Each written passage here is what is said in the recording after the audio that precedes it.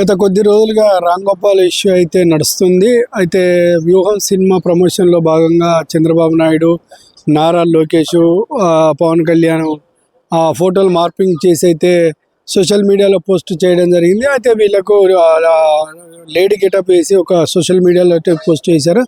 అయితే దీనిపైన స్పందించిన టీడీపీ ప్రధాన కార్యదర్శి రాంపల్లి ప్రసాద్ అనే వ్యక్తి అయితే దీనిపైన ఒక కేసు వేయడం జరిగింది ఒంగోలులో. ఈ కేసు వేసిన నేపథ్యంలో నవంబరు 19th రోజే అసలు యాక్చువల్ అయితే రామ్ గోపాల్ వర్మ ఒంగోలు కోర్టుకు అయితే సరెండర్ కావాల్సి ఉంది. అయితే తనకు సినిమా ప్రమోషన్ భాగంగా తనకు ఒక 4 రోజులు గడువు కావాలని చెప్పిన నేపథ్యంలో కోర్టు కూడా తనకు సరే అని చెప్పడంతో ఆంధ్రప్రదేశ్ హైకోర్టు కూడా తనకు 4 రోజులు గడువు ఇచ్చిన నేపథ్యంలో తను రాని పరిస్థితి కనబడుతుంది. అయితే దీనిపైన పోలీసులు నుంచి హైదరాబాద్లోని రామ్ గోపాల్ ఇంటికి వెళ్ళి తనకు నోటీసులు ఇవ్వడం కూడా జరిగింది. తన ఇంట్లో కుటుంబ సభ్యులు ఉండడంతో కుటుంబ సభ్యులతో చర్చించారు. తను కోయంబత్తూరులో వస్తున్నానని చెప్పడంతో పోలీసులు వెళ్ళి తిరిగారు. అయితే ఈ 4 రోజుల గడువు ముగిసినా కూడా రామ్ గోపాల్ అయితే పోలీసులకు హైకోర్టుకు హాజరు కాకపోవడంతో పోలీసులు రామ్ గోపాల్ వర్మ కోసం అయితే వెతుకుతున్నారు. అయితే రామ్ గోపాల్ వర్మ ఎస్కేప్ అయినట్టు తెలుస్తుంది. అంటే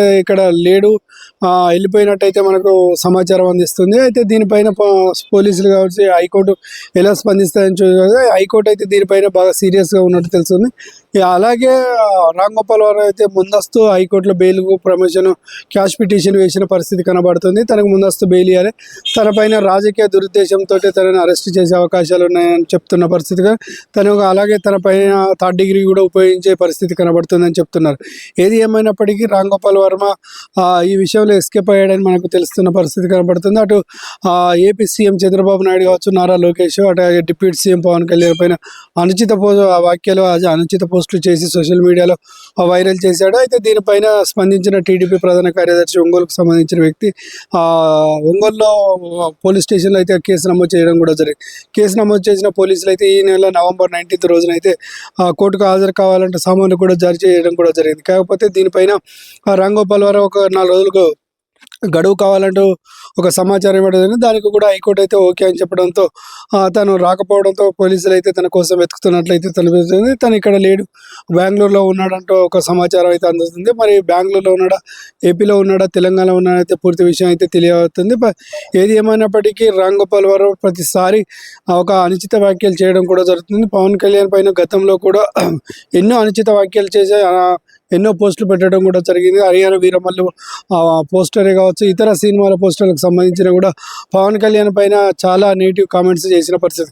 రామ్ గోపాల్ వర్మ అంటేనే ఒక నెగిటివ్ కామెంట్స్, ఎప్పుడు కూడా నెగిటివ్ కామెంట్స్ చేయడం తనకు అలవాటుగా మారింది. ఇతనే కాదు, ఏదైనా ఒక సినిమా ప్రమోషన్ కావచ్చు, సినిమా విడుదల కావచ్చు, సినిమా రాబడి కావచ్చు, సినిమా పెట్టుబడులు కావచ్చు, ఇలా ఏది చేసుకున్న రామ్ గోపాల్ వర్మ అయితే అనుచిత వ్యాఖ్యలు చేయడం కూడా తనకు ఆనవాయితీ వస్తుంది. గత కొద్ది రోజులుగా దీనిపైన వివాదం ముదురుతుంది. ఎన్నికల అయితే రామ్ గోపాల్ వర్మ చాలా వరకు టీడీపీ పైన, అటు జనసేన పార్టీ పైన పొలిటికల్గా ఎన్నో వార్స్ నడిచిన మనకు తెలుస్తుంది. అయితే ఈ నేపథ్యంలో మొన్న వ్యూహం సినిమా ప్రమోషన్ రిలీజ్లో భాగంగా ఇలాంటి అనుచిత పోస్టులు చేయడం కూడా చాలా వరకు టీడీపీ కార్యకర్తలు కావచ్చు, జనసేన పార్టీ కార్యకర్తలు కావచ్చు రామ్ గోపాల్ వర్మ కోసం అయితే వెతుకుతున్న పరిస్థితి కనబడుతుంది. అయితే రామ్ గోపాల్ వర్మ కూడా మాట్లాడుతూ తనకు 3rd డిగ్రీ ఉపయోగించే అవకాశం ఉంది, తన నుండి ఇంకా నిజాలు కావచ్చు, ఇతర విషయాలు రాబట్టే అవకాశం ఉంది, రాజకీయ ఉద్దేశంతో తనని హింసించే అవకాశం ఉందంటే క్యాష్ పిటిషన్ కానీ ముందస్తుగా బెయిల్ హైకోర్టులో బెయిల్కు అప్లై చేయడం కూడా జరిగింది. తన బెయిల్ అయితే నిరాకరించారు. పోలీసులు తన కోసం వెతుకుతున్న పరిస్థితి కనబడుతుంది. గత కొద్ది రోజులుగా ఒక సంచలనం అయితే నడుస్తుంది ఈ విషయం పైన. అటు పోలీసులకి, ఇటు రామ్ గోపాల్ వర్మకి అయితే నడుస్తుంది. అయితే రామ్ గోపాల్ వర్మ ఒక్కొక్క మనకు తెలుస్తున్న విషయం ఏంటంటే తను తమిళనాడులో ఉన్నట్లు తెలుస్తుంది, అలాగే బెంగళూరులో ఉన్నట్టయితే కొంత సమాచారం అయితే అందుతుంది. మరి ఎక్కడ ఉన్నాడనే పూర్తి విషయాలు తెలియదు. మరి ఈ విషయం కోర్టుకు హాజరవుతాడా లేదా, మరి దీనిపైన ఎలాంటి తను ఇంకా ఏదైనా కోర్టుకు వెళ్ళే అవకాశం ఉందా, సుప్రీంకోర్టుకు వెళ్ళే అవకాశం ఉందా, దీనిపైన ఎలా స్పందిస్తాడనేది మనం చూడొచ్చు.